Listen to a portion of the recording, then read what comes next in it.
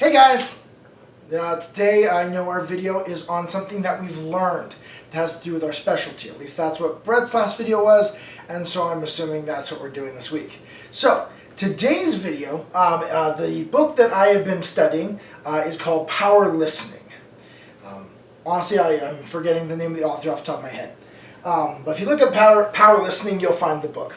So, Power Listening is all about listening. The author is a corporate consultant, and he talks about the power of listening as you do a consulting business and how to be an effective listener.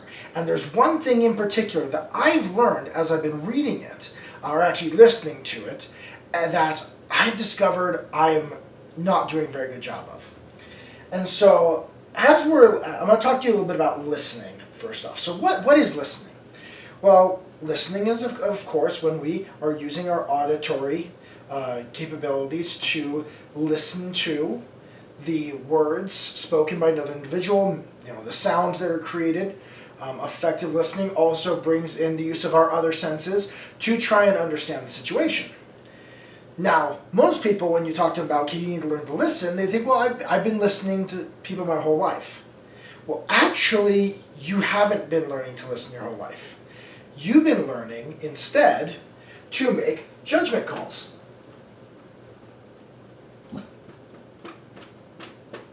You've been learning to make judgment calls.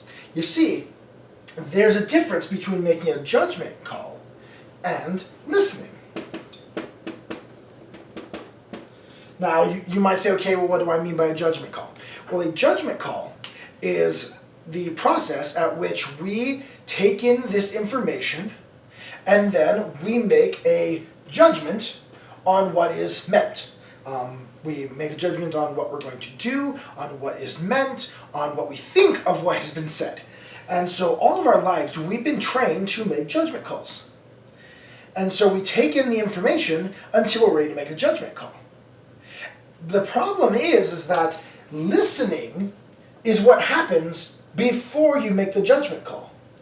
So let's say you're listening to a speaker, and they're talking, and they're making their speech, and you agree with them.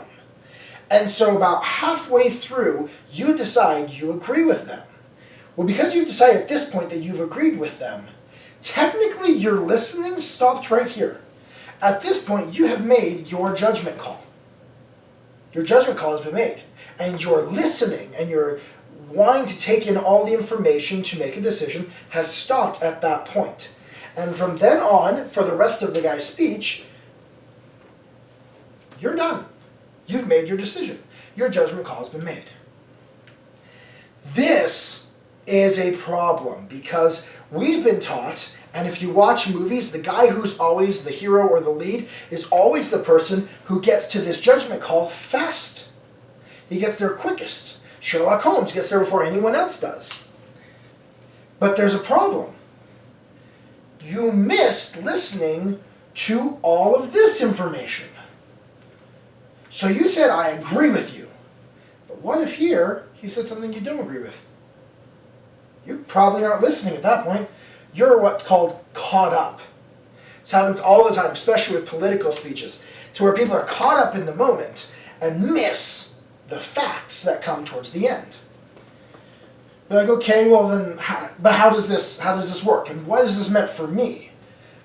So for me, I currently work enrolling individuals in training programs. And as I'm doing my sales calls, quote unquote, I talk with them kind of about their needs and what their thoughts are and what they're wanting. And so a lot of times, we'll be talking until all of a sudden I think I understand them. And once I think I understand them, then I stop listening. I'm like, okay, I've got them. But then what ends up happening is that a little later on, I realize I don't got them. So I have to try and go back to listening again until I think I've got them. I think I understand where they're coming from. And so then I make my judgment call again. I come back down here into judgment call land until if I'm right, okay, we get to the end. If I'm not right, then I try and go back to listening. But you notice I'm missing all these sections. All these sections I'm not listening in anymore. I'm not taking in that information. Instead, I've made my judgment call and I stop paying attention, at least with a portion of my mind.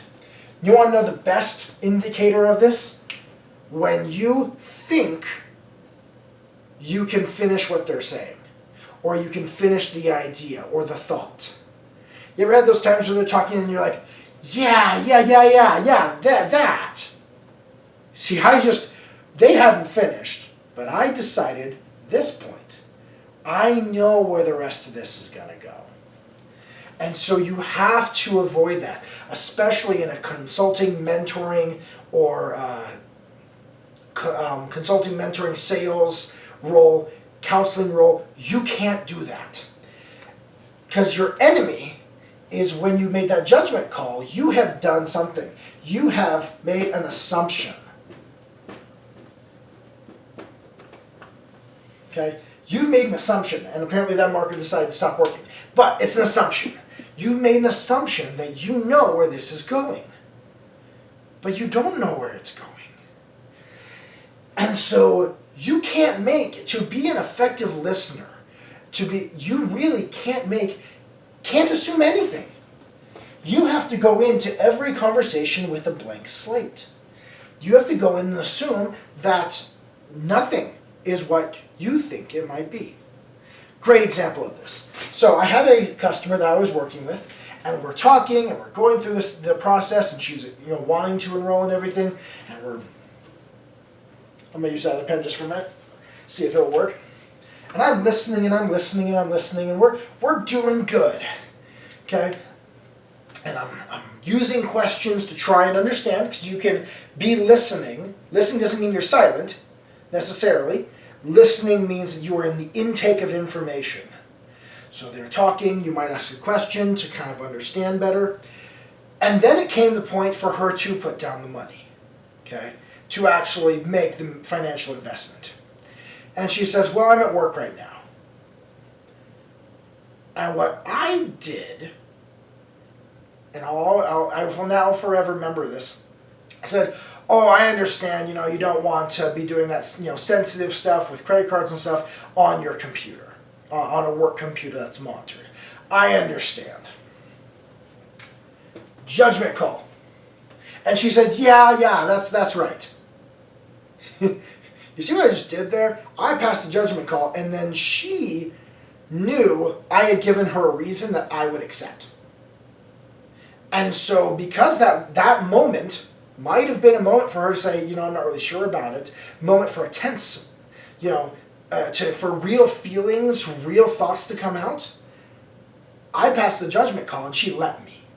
She let me make that judgment call and go through the rest of the call and end it with, okay, I'll do this when you're at home. And she let me make that judgment call. Guess what? She did end up enrolling, but ended up backing out because she wasn't sure about the program. You see, I made that judgment call. I assumed her reasoning. What should I have done? I should have kept listening. I don't want to make the payment on my, oh, I'm at work right now, I'll have to make it later. Okay. Well, help me understand why you don't feel comfortable doing it at work. Because there are some people who, their work computer, they do everything on that. My dad takes his work computer home because he's constantly working on stuff. And so I assumed I knew her reasoning. What should I have done? I should have just asked a question to continue listening. Okay? Why is the fact that you're at work right now a problem? For all I know, what she would have said is, well, it's not really a problem, but I'm not really sure if this is what I want to do. See, and now I can continue listening. Because the objective of all communication and listening is in order to understand. Don't know why I'm using that one again. Is to understand. Don't think you can see that. But it's in order to understand. To come to a place where I understand you and you understand me. And by assuming, by cutting off that understanding, we lose the opportunity to understand them as an individual and truly connect between who we are and come to know who they are. And as Stephen R. Covey says, you must first seek to understand, then you can seek to be understood. And as long as we are not understanding because we are placing our own assumptions, making our judgment calls based off what we would do, as long as we're placing those on what they would do, we're not seeking to understand. We're seeking to assume they are the same as we are. A lot of us think that that's an important thing. Oh, I want them to feel like we're together on this. But if that's not really how they feel, then you're not together. You've actually emphasized the separation between you. So as you listen, as you seek to understand, throw aside all assumptions. Throw them aside, put them down. And ask. Take no fact for granted. Always, always, always verify. Is this what you're saying? What do you mean by that? Even if I think I know, what do you mean by that? What does that mean to you?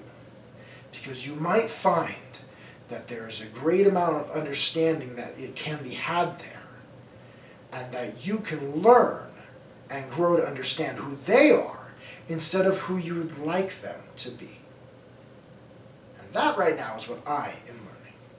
Thank you guys for coming. Thank you for watching my video. I'll look forward to seeing you guys at our next meeting. Have a great day.